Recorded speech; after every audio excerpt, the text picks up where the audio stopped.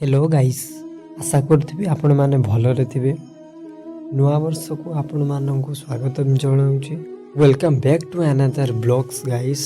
आज सकाल सकाल गाड़ी बाहर करके भाविली टिके मदन मोहन पाखक जी मैंने आप भाव कौटी कि रेमुना आड़ को जाऊँगी क्षीरचोरा गोपीनाथ मंदिर देखिपे पागटा बढ़िया है। पाग सहित बुलाबुली ठीक पूरा पागटा ठीक कर कहीं भगवान कृष्ण को क्षीरचोरा बोली पूजा करा जाइए। बहुत वर्ष धरी वैष्णव महान ऋषि माधवेंद्र पुरी पादयात्रा करी आसी रेमुनारे थिबा गोपीनाथ मंदिर रे पहुंची।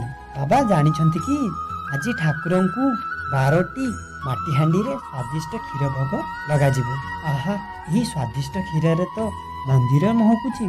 जदि मु यही स्वादिष्ट क्षीरु टिके चाखंती तबे मु वृंदावन जाइकी कृष्णଙ୍କ ପାଇଁ ଏଇଭଳି ସ୍ୱାଦିଷ୍ଟ ଭୋଗ ପ୍ରସ୍ତୁତ କରି ପାରନ୍ତି। हे भगवान, कि पाप चिंता करुछि मु। ठाकुरଙ୍କ भोग लागिवा पूर्वरु मु एमिति खाइबाकू आशा करुछि। छी छी छी छी।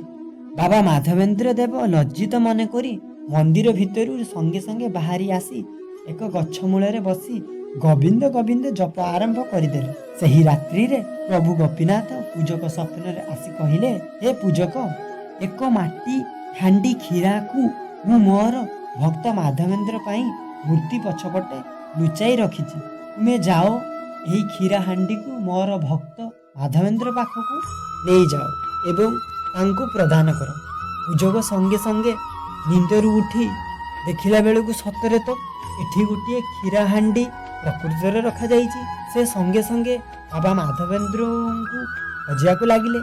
माधवेंद्र बाबा कौन है पूजारी, आपण जानिछंती ठाकुर आपण निजे माटी हांडी क्षीरा चोराई रखिछंती। आउ एहाकू आपणଙ୍କୁ देबा पाई मते स्वप्नादेश देइछंती। हे प्रभु गोपीनाथ, मो उपरे एते कृपा आपणको।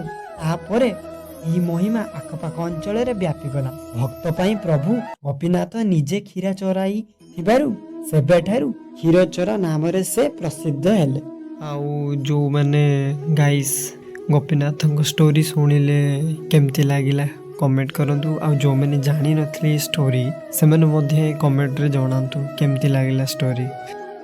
एक्चुअली कथा कौन कि मु जो टाइम रे मंदिर आसी आपन देखि परथिबे प्रथम तो भीड़ केते।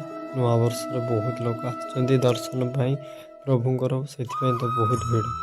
आ द्वितीय तो मु जो टाइम आसी से टाइम रे मंदिर एबे बंद अच्छे। मंदिर खुलिया को लेट हो तो कौन करिया। मु भाविली एपट सेपट के बुलाबुली करिकी समयटा को अतिबाहित करदेला पर मंदिर खोलिला पुणी प्रभुंकर दर्शन करी जिबा। आप देखिपे केते लोक सतरे लोक पूरा अपेक्षा करी रही नवा वर्ष प्रभु को। मंदिर भीड़ हबार लगी देखु बहुत लोक आहरी आसचंती। मु भी मध्य भीड़ छिड़ा है। तापर गली क्षीरा आने लाइन ले लगिली। क्षीरा आनी सारिकी मंदिर पछपट आड़ को गली बुलिकी देखु प्रसाद सेवन आड़ को भी लोक अपेक्षा कर बसचंती। तापरे देखो नेचरटा बहुत सुंदर देखा। पाग आज जमी सेमती बुलाबुली पूरा परफेक्ट है डेटा। आपण को कौन कहि वीडियोटा केमती लगिला कमेंट करंतु। भल लगी लाइक करंतु, शेयर करंतु। स्टोरीटा जदि जान नथिले निहाती कमेंट करंतु। देखा एक नुआ वीडियो रे।